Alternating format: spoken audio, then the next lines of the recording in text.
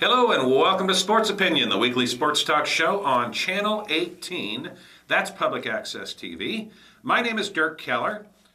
My buddy Pat White is back, and we've got a mystery guest, but he's no mystery. It's Bud Supple, back from the land of sunshine and oranges. Just in time for a great snowstorm. Yeah. Want to say hello to your lovely wife, Carol. Hi, Carol. I got to see you last night at the Regina game, and I'm glad you're doing well. It's always good to see you. And before I forget, I also want to say hi to Louise Murphy. We don't get to see Louise too much these days unless you go to Mass at St. Mary's. So hello to Louise and Earl. I know you'll be back next week. It's just another snowy, cold day in Iowa City, and it's hard to get out when you're 92 years old. So Bud's got a little something to say here before we get started. Bud, you lost a brother-in-law. Brother-in-law, and this is one of the reasons I'm back. He died along, I think it was 18th of January. And What's his name? Tom McAravey. He taught and was principal out of Clear Creek for 35 years, and also coached the girls' baseball team. They won 4 state championships. What years was that? We're talking 70s, 80s, 90s? No, you're talking, the 80s. Okay. Latter part of the 80s. Before Amana joined. Yeah, with Clear Amana Creek. just had joined. Oh, really? But they weren't involved in any of the championship games. Okay. But see, he turned principal, so he was there longer. And he married your sister? He married my sister, Pauline. Pauline? And he also volunteered at the hospital. I mean, he was an athlete. He rode bicycles. He did everything. So it just shows all these things they tell you to do. It still takes you when you're young. How old was he? 80 years old. He had just turned 80 years old. He was a volunteer up Mercy Hospital. Just one of the greatest guys that you could really come in contact with. I mean, he had this smile about him all the time you seen him or anything. How long had he and your sister been together?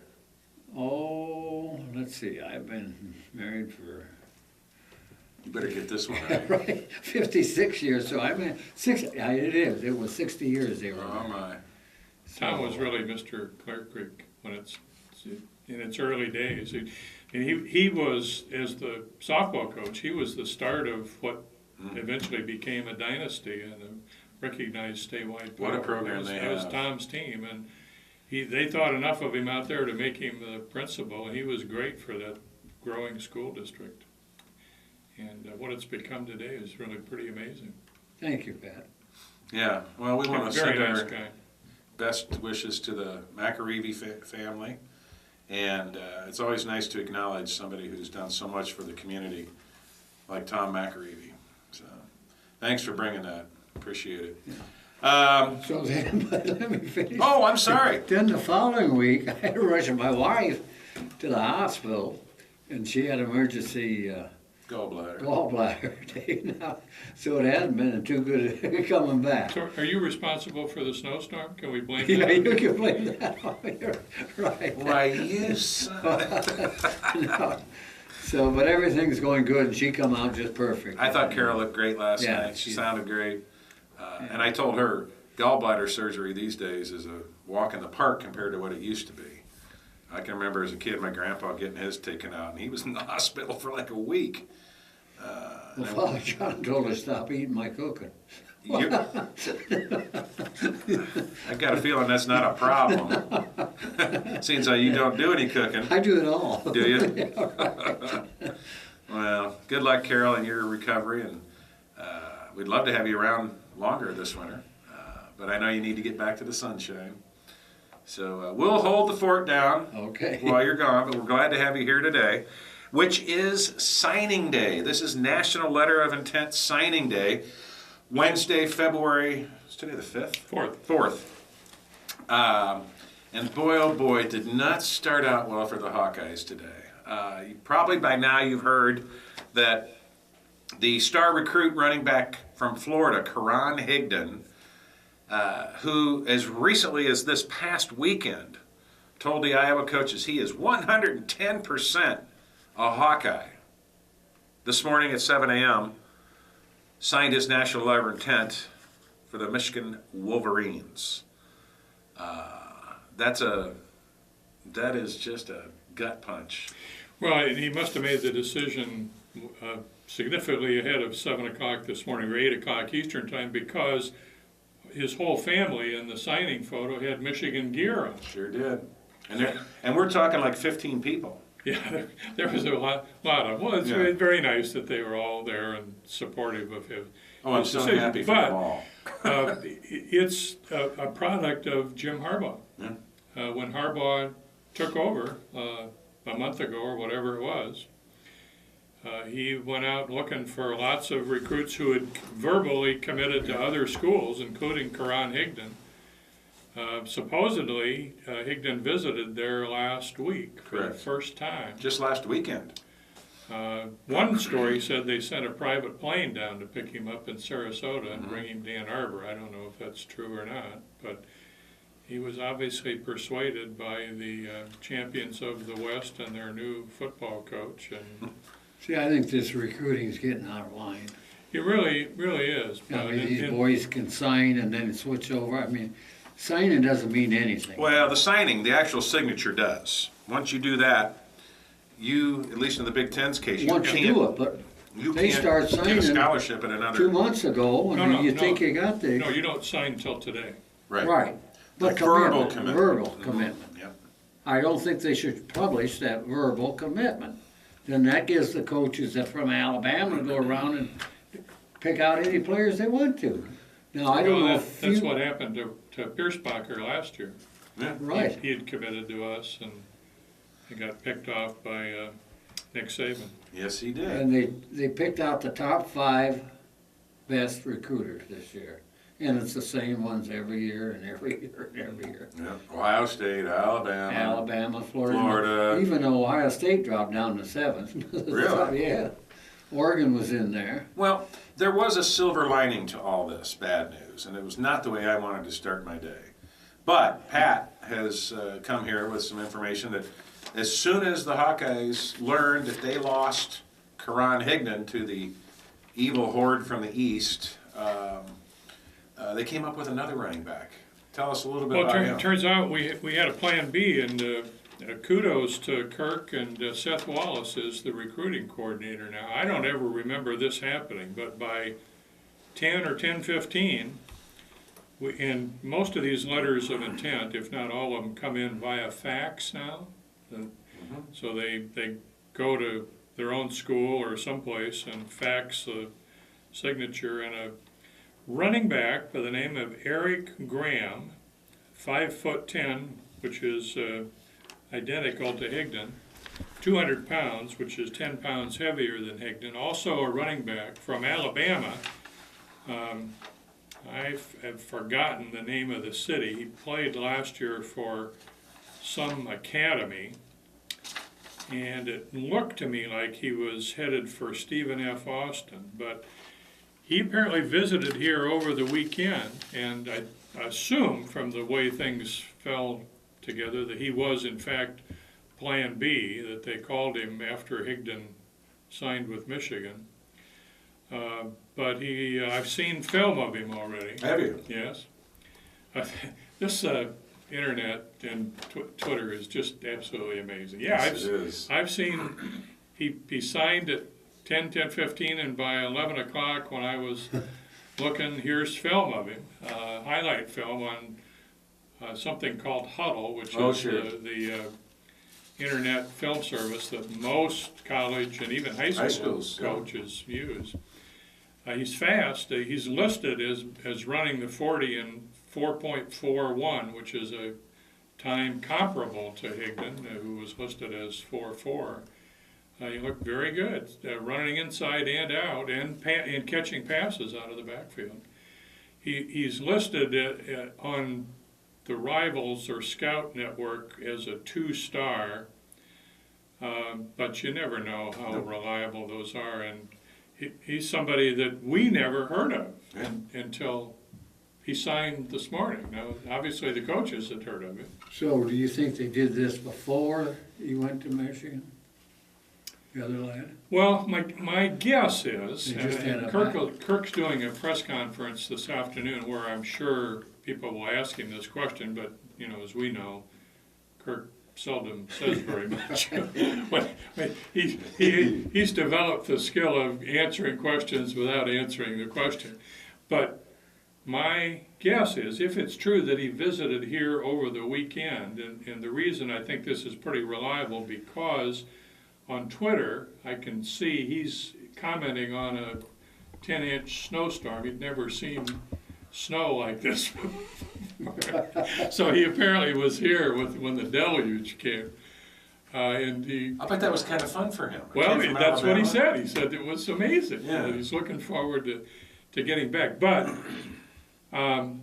apparently, when Higdon made arrangements to go visit Michigan, that they decided, well, maybe we should get a plan B, because they really want a running back in every class. Oh, you got And to. I'll come back to that before I stop here. My guess is that they invited him up to visit over the weekend and probably told him, we've got a verbal commitment from Karan Higdon, but now we're not so sure. He says he's 110% committed to Iowa, but he's going to Michigan, which is never a good sign. And supposedly Notre Dame was also trying to get him to visit. In his defense, Michigan is generally regarded as a plum. They probably send more running backs into the NFL than we do. And Way more. If that's what your goal is, I'm not sure that you can blame the Higdon or the Higdon family in the long run. But in any event, my guess is they had also said, now don't sign your letter first thing out of the box in the morning. We'll be in touch with you and let you know if we've got a scholarship for you. So it appears to me that he was interested in and ready to go to Stephen F. Austin, which is a Texas school that you and I played this year. And we apparently headed him off. So we'll see how good he turns out to be. Now, in saying that our goal traditionally has been at least one running back in every class, last year we got, and he's still here, part of the team, a running back by the name of C.J. Hilliard, who redshirted last year. 2 years ago, we took 3 running backs in one class. LaShawn Daniels, Akram Wadley, and Jonathan Parker are all in the same class. Daniels played as a true freshman, Wadley and Parker redshirted, and they'll be only sophomores this year. So we're actually fairly deep at running back. Remains to be seen how good they're going to be. That's the question. So far, we haven't had anybody really come on the scene and just burst through. We might have somebody have one good game. What worries me, we have 14 teams in the Big Ten. And there's about 4 teams get all the recruits, the good recruits. Iowa State, Michigan, Nebraska, Wisconsin. Right. Penn State had a good recruiting. They did. Yes. They did. Yeah, James they did. Franklin is. But just think of that. Start. Mhm. However, what's going to save those other schools is the Big Ten Network. They get that check just as much as the championship. Mhm. Well, and hopefully, over some time, the Big Ten Network will level out a little bit the recruiting as kids get more exposure and families realize you can see them on TV. The network should have recruiting help besides just the money. Well, and it wasn't all gloom and doom this morning. The Hawkeyes did get a lot of good players, and you know, a lot of people get hung up on the 4-star, 5-star, or lack thereof, the 4- and 5-star recruits here at Iowa. One thing to keep in mind is that often when a kid like Drew Cook, for example, commits early, they don't get the high level of stars that a lot of other kids do who hold out, who wait. They continue to get evaluated and reevaluated, and you know, if they're good players, their number of stars is going to rise. Is Drew a star at all? Oh, yeah, I think Is he's he? a 3-star. 2 or 3, yeah. Oh, is he? I He can- and Ryan and Do you Brian know, Boyle both. he was one of only 2 recruits who hadn't sent in their letter as of about 10 o'clock this morning No, when I left. he sent it in. He did. They're all in. Which is, again, one of the interesting things about what's happened today. 2-star. The internet, Twitter, all 20 of who we knew about ahead of time, except for Higdon. Higdon was 21. The other 20 sent them in. And so they're all a done deal. And Harry Graham, who we didn't hear about, sent his in. Yeah, that's really Which kind of cool. Brings it back up to 21. And we have several so-called preferred walk-ons, including a young lineman from West Branch, is it Giese? Oh, yeah. And a punter from Clayton Ridge. Isn't there a kid from Williamsburg that's walking on as well? I can't tell you who all's walking. That punter's good. Is he? Have you seen him? Yeah. Why can't we give a good punter, a scholarship? Well, if he proves to be good, maybe we will. Now we've already got 2 punters on scholarship, so Neither of which are good. if you have a limit of 85 to put a 3rd punter on scholarship, Yeah. makes it pretty tough. And maybe one of our 2 punters will suddenly, in their senior year, Be nice. develop. Well, I'll tell you, I never stronger seen a leg. punter as good as that Adams from Regina, though. Does he punt too? Now he's going to UNI. Adams Oh, is he? He signed a letter with UNI. He sure would have looked good in a Hawkeye uniform. Well, that's always what I thought. I just don't get it. We've got Kane on scholarship. We brought in Mick Ellis on scholarship. So Adams would have been a 3rd kicker, and you get the same thing. If you put 5 or 6 kickers on scholarship, you've really cut down what you can do. What I elsewhere. don't, it just puzzles me. I've never seen a kid like Adams before. So strong, so consistent, so dependable, such a difference maker in a game. Kickoffs into the end zone. Consistent field Every goals, time. consistent extra points. But the big thing is what he did. He punted into the end zone Yeah. every time. They never had a chance to. They hardly ever had to punt with Regina. That one I don't understand. You got a kid growing here in your own backyard, and you've had the experience with, who's the former Regina kicker who? Danny beat Penn Murray. State? Yes, Yeah. Daniel Murray. You had that experience with another Regina kicker. You know he comes from a quality program. I don't get it. I don't get it. Well, what's worse yet? I said, when I watched part of that UNI game, is all the kids from City High. They're stars. From West. West High. West High. But isn't Washburn from City High? No, he's No, a Cedar he's Rapids. Cedar Rapids. Wash, I think. Oh, okay. that's it. He's related to the Yeah. city of Oh, Washington, okay. but no, he Okay, played but at, think of all the kids from Iowa he that played at team Cedar had. Rapids, I know. Washington. I know, it doesn't make me happy, and that's a whole nother subject. We're going to stick to recruiting here for a little while. Some of the kids that excite me, the quarterback from West Des Moines Dowling, Ryan Boyle. He's got it all. He's the... Yeah, now here's a something to chat about. He was also Dowling's leading rusher, I didn't know that. so he can run. Oh, yeah. Could he slide over to running back? Did you read the Press Citizen article this morning? No, I didn't. I saw that there is one. They had a really nice article, and it talked in part about his prowess in the weight room. And they had He a looks picture of 300 and him. some pounds. He's cut. He's buff. I show him as being 6'1", 6'1", 215. 215. Yeah, yeah. One of the things it also said was how nice of a kid he is, how he volunteers with youth groups and goes to visit at the hospitals and does a lot of things that are unsung.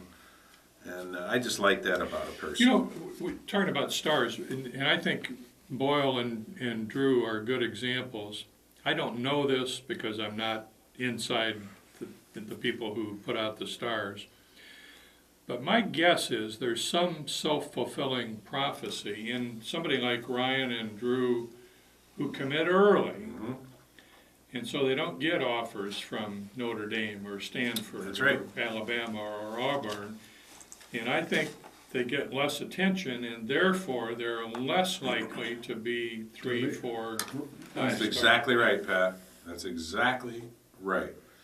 Both I've heard all kinds of stuff about him. good stuff. Oh, very good Ryan stuff, Boyle. right. Yep. Another kid that really intrigues me is the one we saw play against Regina in the state title game. Jacob Newborg. He is from Inwood, West Lyon High School, which is way up in northwest Iowa. He is a 3-star. He is a 3-star. 6 feet. I knew he was good, but that. Yeah. 6'3", 271 pounds. We talked to the kids from Regina that had to go up against him, and I think they all used the word beast. Mm-hmm. He's going to be playing on the defensive line. Defensive tackle specifically is what he's listed as here. Very unlikely to play next year as a defensive lineman. I'm not sure we've ever had a true freshman play on the defensive line. Nor should we. We have on the offensive line occasionally. Yep. Where 2 of the recruits I like are the Paulson twins. That's where I was going next. Levi and Landon. These kids. From Woodbury Central up by Moville. Another northwest Iowa. They're farm kids. Yeah. Hay balers. I love that. I do too. Think of all the farm kids we've had. Where'd they go here? But they're both 6'6" and 265, 275. Levi. Before they get to the weight room. And Landon, yeah. So, yep, 6'6", what did you say, 275? Well, One's heavier than yeah. 275, Landon's 285. 285, and Levi's 275. They're also both wrestlers. Yeah. And really good wrestlers. And I really hope that they make it to the state championship. Because that'll be on TV, and we'll all get to see them up close and get to see what kind of physical specimens they are. I'm very excited about the Paulson twins. Right. The Register had a good story on them. Oh, yeah? About how they've been brought up and everything. What did it say? So how good of kids they were, but they got strong and everything from working on the farm. Mm-hmm. Throwing those bales around and grabbing those. I think the story said they stacked last summer or fall 1,300 to 1,500 bales a day. That's a lot of weight. And it's hard work. Hard work. But enjoy it. Yeah. They enjoy, the article said they enjoy Yeah, the weight it. room is climate controlled. Fields of stacking hay and barns are not. And here we are, it's northwest Iowa again, and these kids were born to be Hawkeyes.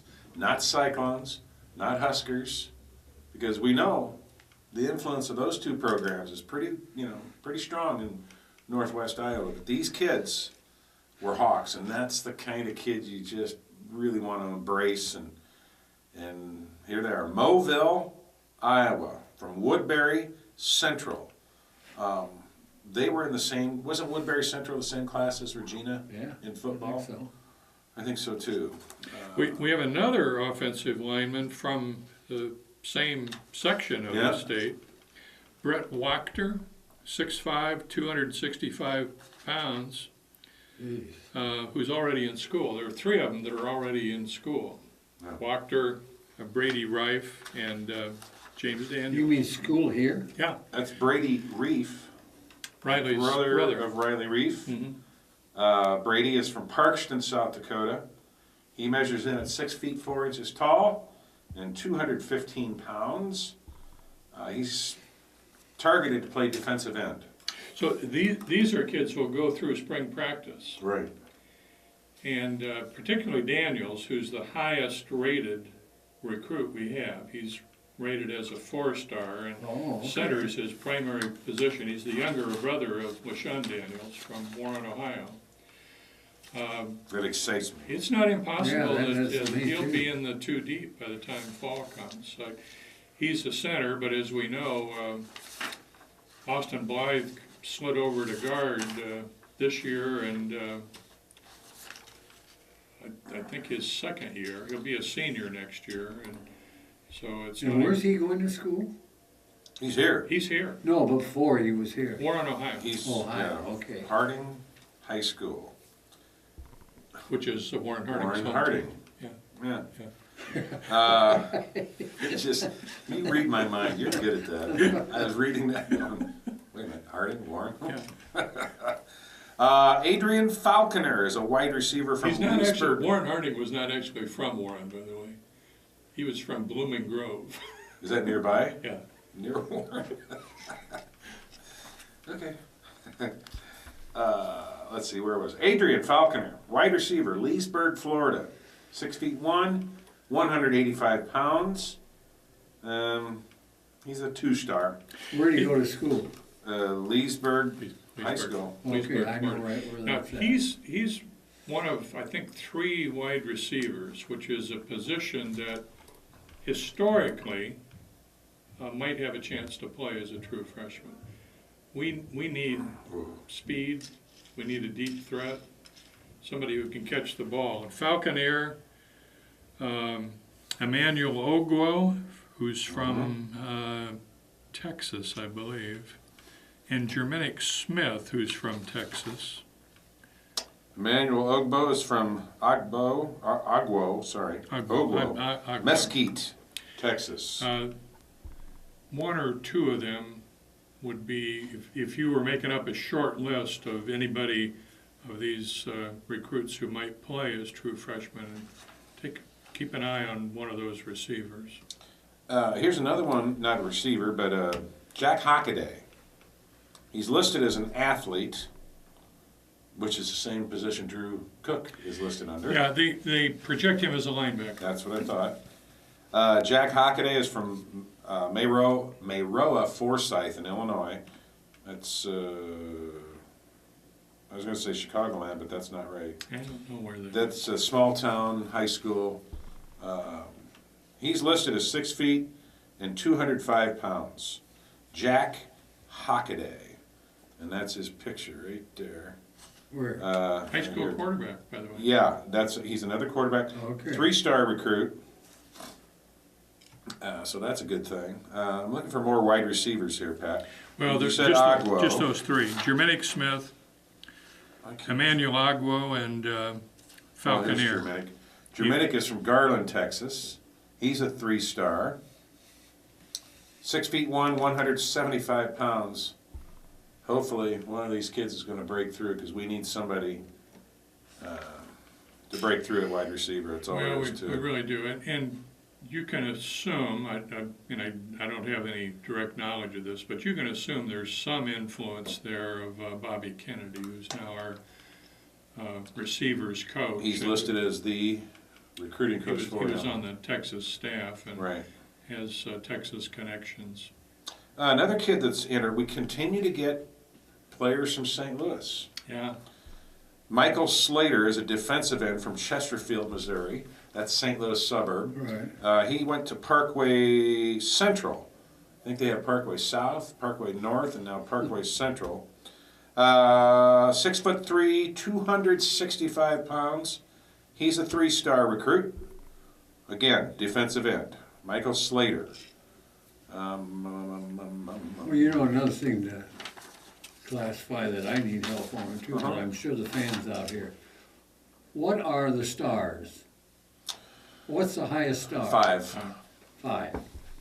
And we And we're getting rarely a lot of- ever get a 5-star. I know, but we're getting a lot of 3-stars. Yeah. yeah. Sounds like we're getting a lot of 3-star.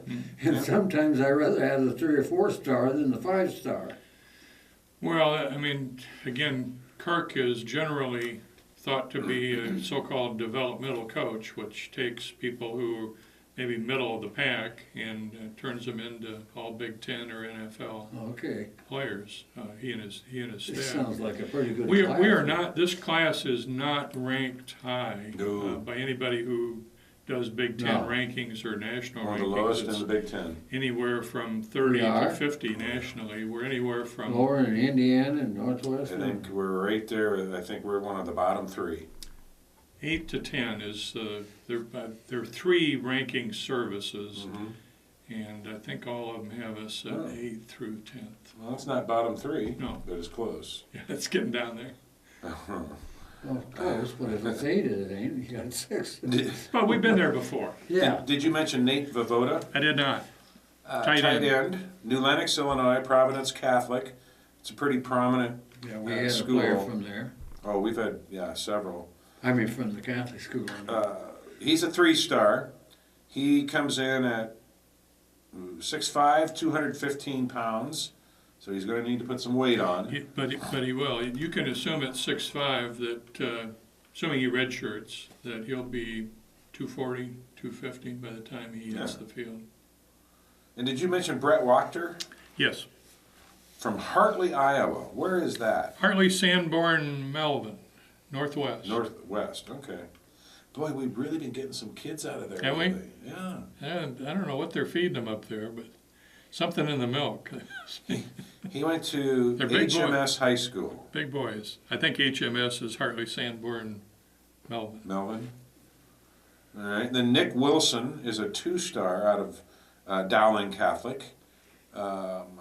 He's listed as athlete. They want him to play linebacker. See, He's an interesting story because he fairly clearly wanted to come here with his teammate Ryan Boyle, but we didn't offer him until last week. oh, okay. And I suspect that in evaluating whether to offer him a scholarship, our coaches knew he wanted to come here and chose to wait and see who else they could get, which would tend to make you feel bad. But if you want to be a Hawkeye well enough, as people like Tanner Miller or who else did we scholarship Tanner right Miller toward is a the good end? example. Well, he was one of those last-second scholarship offers. Mid-Prairie. And he ended up starting, 4 years? Yeah, he played as somebody got hurt, and he actually started a couple of games as a freshman. Then the last 3 years. That's a nice success Come out of story. Dowling, they've learned football. Well, this is my only gripe about Hawkeye recruiting. And I'm prejudiced, and I admit it, but you've got a smaller version of Dowling right here in Iowa City. That's right. We've already harped about Adams not getting an offer from the Hawkeyes. But there were a couple of other kids like Jared Brinkman, who I thought could have helped the Hawkeyes. If you're taking a kid from West Branch as a walk-on, well, now he's on scholarship. Guys like Jared Brinkman ought to be able to play and compete at this level. He signed this morning, I think, with North Dakota State, isn't it? Which is the Bison. Yeah, they're the Ohio State National champions. Yeah, And Phil Arndt signed with UNI. right.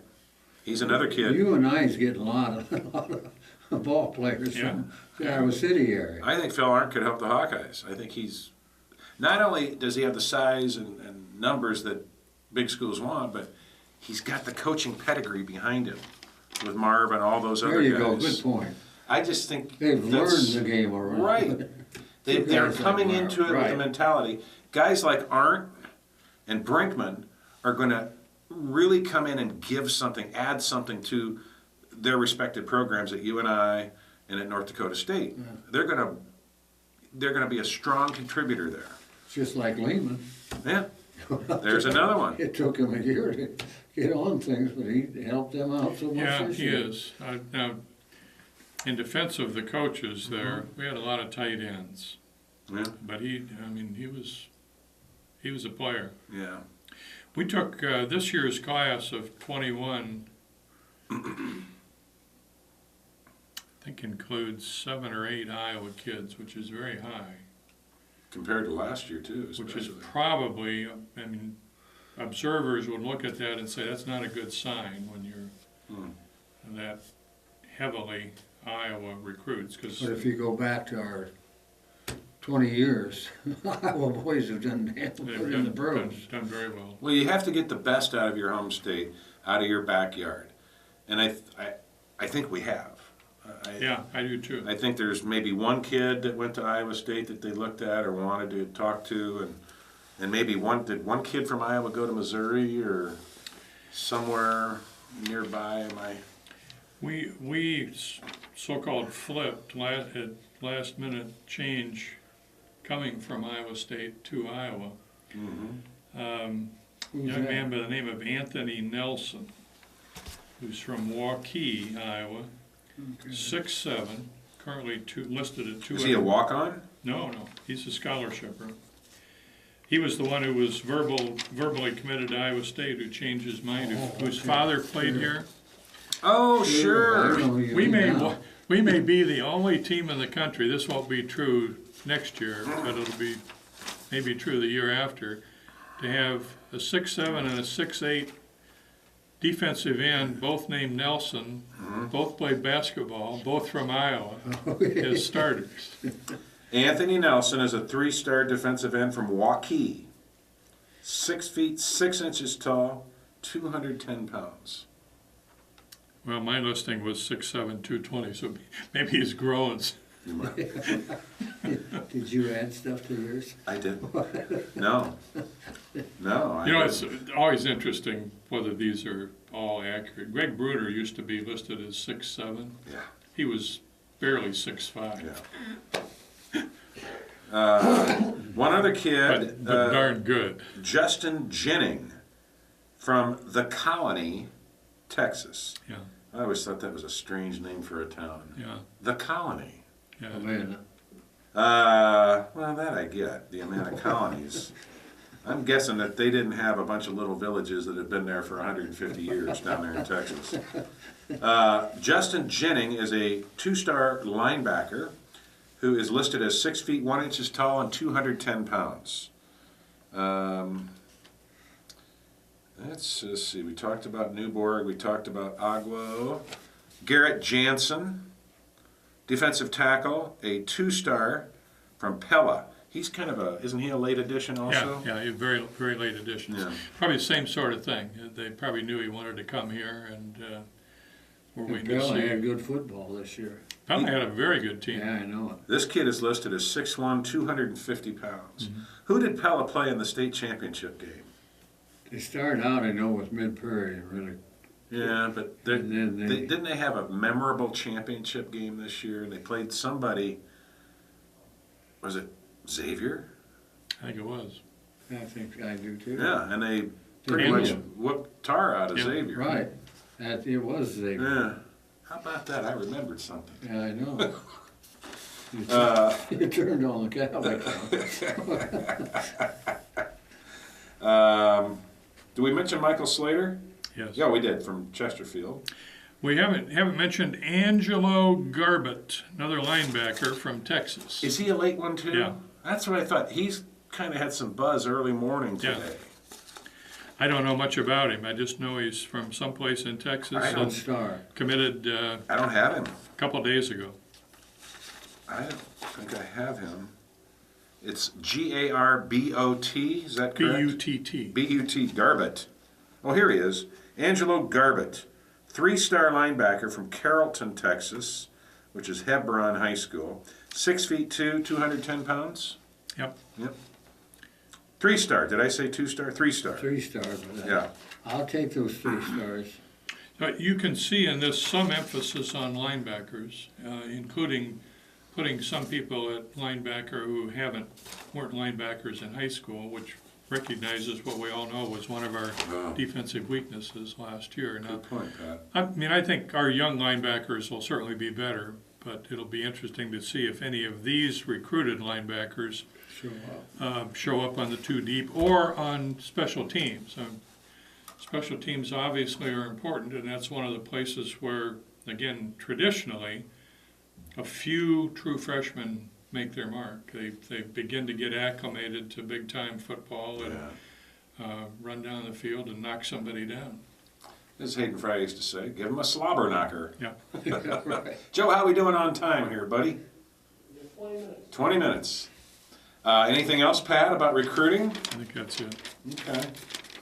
How do you feel about it? How do you feel about it, Pat? I feel good about it, but I acknowledge that I'm always optimistic. Well, compared to last year or the year before, I think this year is better than last year. I do Yeah. too. Yeah. That's What makes it better? Um, Is it the Paulson twins or the quarterback? well, I don't think it's any one person, but I think Iowa football, high school football, was stronger this year, and Good point. I think we got some of those. Drew and Ryan Boyle and the linemen that we've talked about. We got some speed at wide receiver. We've got some linebackers to shore up a weakness. We'll see. This is a lot of pressure to put on one recruit, but I think Eric Graham will be probably the most watched recruit in this class, other than Drew Cook and Ryan Boyle. Why do you say that? Well, we need running backs, and we lost Higdon, and he's the obvious fill-in for Higdon. And they'll be compared to each other throughout their college career, however long it lasts. Well, I'm very grateful that you picked up on that. But from looking at the film this morning, I think this guy's got talent. Wouldn't that be something if he is the one who emerges? Yeah. Yeah. And Karan Higdon never turns out to be much Well, of anything. and one of the things that he said, I mean, I didn't get a lot of time to research his history, but he's put a couple of tweets out this morning. One of the things he said is he's looking forward to playing as he wasn't coming up here to redshirt. He was coming up here to earn playing time. I like that. So that's a level of confidence that you like to see in running backs, Yeah. particularly. I like those two twins. I do too. And I like do too. I like that other kid that Regina played against in the championship game. Yeah, he's Newberg. good too. Newborn, yeah, good stuff. So, you know, I don't know if it's a good class. I don't know anything about recruiting. I don't follow it. And the only time I pay much attention to it is on a day like today, the National Letter of Intent Signing Day. And you get to see what you gained, what you lost maybe.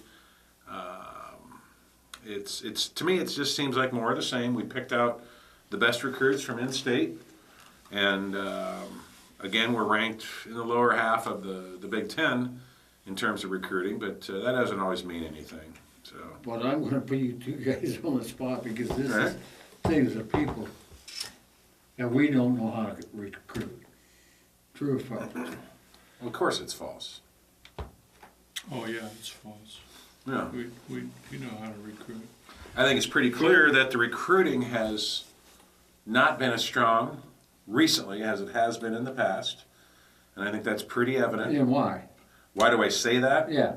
The product on the field. When you are starting a walk-on freshman from West Branch at linebacker, it tells me that we failed to recruit better at that position. To me, that tells you a lot. And quite frankly, when a guy like Tanner Miller starts 4 years, That's true. I just think we can and should do better. Nothing against Tanner Miller, but that was a last-minute deal. And just imagine if they didn't have him. I know. You know, that's kind of scary. Now, what about, are we missing out on the state of Iowa? Are any of these people that we think should have, we brought up Adams. And Do we Arndt think? and Brinkman. And there's kids at West High that, again, I am no expert, and I trust the Iowa coaches. They know what they're doing. But But do they all go Well, on and You succeed? I mean, it's not a perfect system. You're looking at somebody who's 17, 18-year-olds in high school and projecting what kind of football player they're going to be in 3 years, 2 years. It's hard. It's not a science. that's right. I personally think that our recruiting is going to get better. I think it's better this year than it was last year. And one of the reasons is we've staffed up. Okay, We've that's changed what I- recruiting coordinators, and we've designated 2 people besides the recruiting coordinator whose job it is to help find players. That Point. they don't go off campus recruiting, but they're sitting in a cubicle with a screen in front of them looking at video, which is now pretty accessible on the internet, Point. of hundreds and hundreds of players. And I think that'll help identify. Unfortunately, one of the factors in recruiting that improves your recruiting is winning. And we've had a couple of mediocre seasons, and that makes recruiting tougher. We've had a string of mediocre seasons, and that needs to change before recruiting is going to improve. We took another step in the right direction in recruiting with the new football complex, Yeah. and they're raving about it everywhere. It's the best out there. Well, I know Alabama's and Florida State and all them have maybe better but it's the best of the newest out there. The thing of it is, in a couple of years, it won't be the best. It'll be run-of-the-mill. It's an arms race. And that's one of the things I really resent about college sports right now. That's why Well, that's after the bowl game. There was more people from Iowa complaining about our recruiting.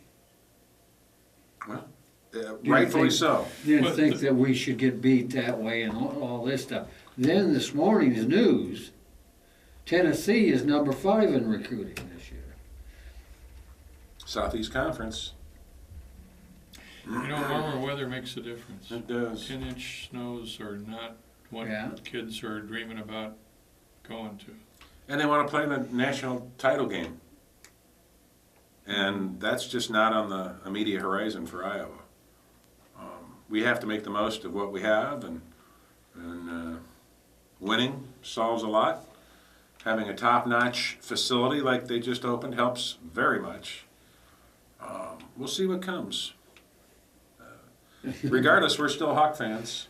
Oh, we are. We're out. Yeah. Christ, we lived Yeah. through Cummings. I mean, that'll be. Yeah, I thought the Cummings era wasn't that bad. He was a real good great friend. recruiter. I always bring up Cummings. I should do that. He was a great recruiter. He gave Hayden some of his Yeah, I know. best players.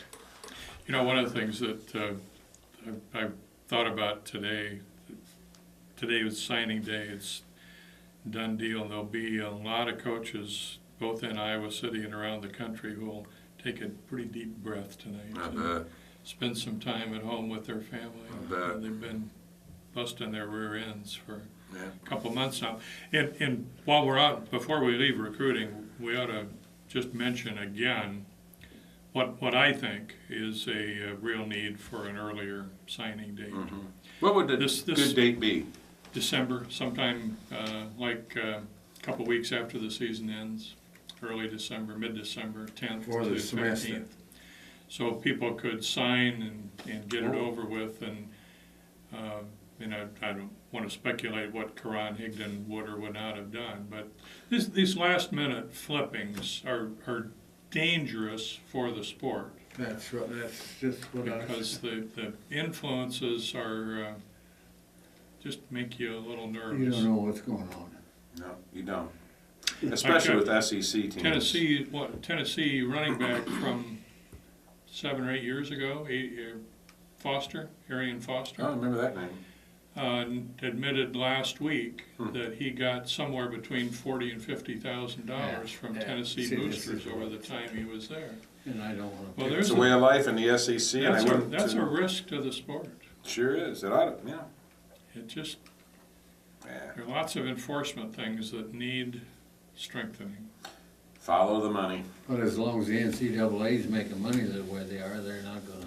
Well, Dig into it. but that's about to change with the advent of this so-called Power 5 conference that I still, Power 5 conferences and autonomy in rulemaking. The NCAA's power over the largest 5 conferences is about to go away. Yes, it is.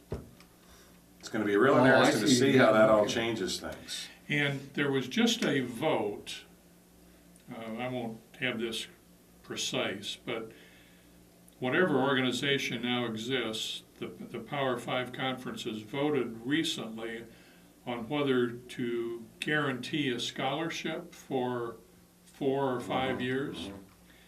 And the vote, out of, let's say there's 60 votes, I don't know if that's accurate, the vote was something like 40 in favor and 20 opposed. And most of the opposing votes came from the SEC and the Southern ACC schools, who want to continue the practice of being able to cut players loose. And that's why they sign on signing day instead of like Iowa, 20 or 21. The Alabamas of the world are signing 30, 35, even close to 40. I mean, it's obscene. The NCAA has allowed them a grace period where they can have more than 85 scholarships, which I just think is wrong. Right. You ought to, as we do, you ought to adhere strictly to it all year long. And the Power 5 ought to have stricter academic standards too, like the Big Ten. No, I agree. Until then, you're not playing on a level field. You know, it finally came out that Gary Anderson's reason for leaving Wisconsin was frustration with Wisconsin admission standards, and I'm thinking, well, great for Wisconsin. More power to him. Yeah, I agree. That a coach bails out because his school has higher academic admission standards really doesn't say much about him. And you said this too. He knew that when he went there 2 Well, he years should ago. have known it. But he did. He knew. Of course he knew. Now every school has procedures for taking non-qualifying athletes, going through a special system, and but there's a limit to how many of those you can utilize, and How there's the close risk are of they doing it. with those conferences taking over? It's going to happen. It's just a matter of time. It's gonna happen, but how close are we? Oh, I think Far away? I think they're very No. I think No. they're already. This vote on permanent scholarships Okay. came from that group. Yeah. You're going to see more and more, hear more and more about the Power Five. And they are going to usurp the NCAA's power and ability to suck so much money out of the the exploitation of college student athletes. That's actually the main reason why I think it'll just be a year or two before the 4-team playoff gets changed to an 8-team playoff. Even though they've signed a long-term contract, I think they'll amend it because this year one of the Power 5 conferences got left out of the playoffs. The And Big 12. they want a system which has at least one conference representative every year, and if an independent gets into that playoff, then 2 teams get bumped out. Thing of it is, who from the Big 12 should have been in the Final Four this Well, year? I think they had the right 4, but when they picked the teams, TCU and Baylor were awfully upset. No. But I think Yeah, the bowl game showed they had the but right Baylor, 4 if you teams. want my answer on that, Baylor would have. It's a good answer. It's a good answer. Switching gears, Iowa men's basketball. I don't see any good answers there. They lost again to Wisconsin at home. Very entertaining game, I guess you could say. Much better game than they played against Wisconsin 2 weeks prior at Madison. But did you see Wisconsin and Indiana last night at I Madison? didn't. Same thing. Wisconsin 97, Indiana 70. Yeah. Just took them apart. Just- I mean, Wisconsin is terrific. I know. Wisconsin's one of the top 5 teams in the nation. Yeah. No one's I gonna think tell so, you too. they're- And they're the best team in the Big Ten. Yeah. How Rutgers beat them. Well, we know how because they lost Jackson in that game, and they lost Kaminsky to a concussion. Yeah, now they're, imagine to me, Wisconsin- that's losing somebody. Oh yeah, Well, I guess. two That's the starters, whole team. 2 leading Well, scorers. Even Jackson, Jackson, wait They're till he winning. comes back. but they're winning with Jackson out of there. Right. Yeah. They can't win with the other guy. And now that they've No. beaten us twice, I just assume they won every other game. Yeah, I do too. Yeah. I do too. And you know, somebody made a point. The Hawkeye men's basketball team really doesn't have a bad loss this year. I mean, you think about it. UNI, top 10, 11, whatever they're ranked. Iowa State, Texas, Syracuse, Purdue. Somebody, Well, that's not a bad loss. Purdue's playing Well, Purdue's gonna playing get in very there, well, right? and they've got these 2 centers That's that right. made Woodbury and Olashini Yeah. look small. They did. The Michigan State game at home, I still consider a bad loss just because of the way they lost. But Michigan State's no slouch. Tomorrow night it should be a good game. Now, Michigan, they're missing players. Yeah. With injuries. Levert. Who Andrew Francis, a year ago, I asked him at quarterback club who he thought the best player in the Big Ten was, and he said Karis LeVert. LeVert. That was a year ago. Yeah. And I think we're good. I mean, I personally think we should be in the top Okay. 25, 30. See, now you turn around Illinois. They're just as good as we are. They're Well, 4 but and they've 4. just suspended 2 guys. Oh, did they? Oh, I didn't hear about this. Rivante Rice and Oh. one of their other starters are suspended indefinitely now, For you know, we don't know for what. violation of team rules. So they were smoking weed. Well, we don't know that. But, Could be they didn't show but up for anyway, the did you others. watch them? Did Rice play last night Yeah. or Monday or whenever it was? No, I don't No. think so. No. So But they played good last night. They beat, who'd they play? Rutgers. Rutgers, yeah. Beat them pretty handily. That's the one that beat Wisconsin. Well, The Big Ten, I think the Big Ten is stronger than it's getting credit for right now. We're in the last NCAA prediction I saw, whoever Joe Lenardi, who's generally thought of as the NCAA bracket guru, had us picked as a number 10 seed, which is not real good because that's not too far off of where we were last year. And Right. what always happens is these unseeded, unexpected people win their conference tournaments, and they're out of the 64 spots, there are 20 spots that we Now, compete who are we for. gonna beat? though? well, the back what do end of we the have, 8 schedule's more games? favorable. We got 8 games. That sounds about right. We've only got about 2 minutes left to talk. And we have 10 games. 10 games. 10 games left. They play tomorrow night at Michigan. They play Sunday afternoon, Maryland, here, 2:15. The Hawkeye women had a tough loss on the road Sunday. Boy, what a game that was at top-ranked Big Ten Conference, Maryland. 93 to 88. Very good game. Very interesting thing, though. We moved up in the rankings. Oh, that we should have. Lose a game, But they won 2 others in that week. they did, but On a good road Beat game. Northwestern that one. On the road. And then they beat a really good Nebraska team here. Yeah. The women have, let's see here, they've got they're going to host Ohio State tomorrow night. That's a 7 o'clock game, no TV, and then they will be at Wisconsin on Sunday at 2 p.m. Again, no TV. Why? Because that's the way the Big too Ten many, wanted it. yeah, too many games, not enough channels, Yeah. I guess. Playing at the same time the men are. So. And it's frustrating. Oh. We wanted to do this show and talk a lot about, there was so much to talk about with the women's basketball team. The wrestlers at Minnesota last Friday night, perhaps the most exciting dual meet I have ever witnessed in 40 years of watching college wrestling. The wrestlers will be at Penn State on Sunday at noon on the Big Ten Network. So lots going on. We can talk more about that next week.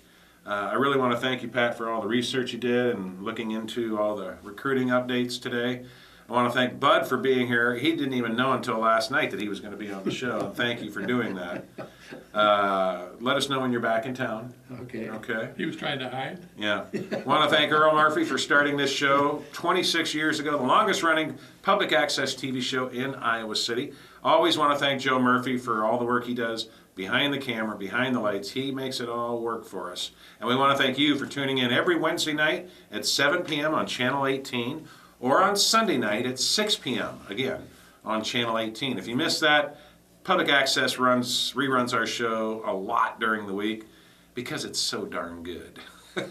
And you can see it on my Facebook page. I always tag Pat's Facebook page, although he never goes there. It's on Joe Murphy's Facebook page too. And if Bud Supple had a Facebook page, it'd be there as well. Thanks everybody for tuning in. And remember this, either you're a Hawk or you're not. Go Hawks.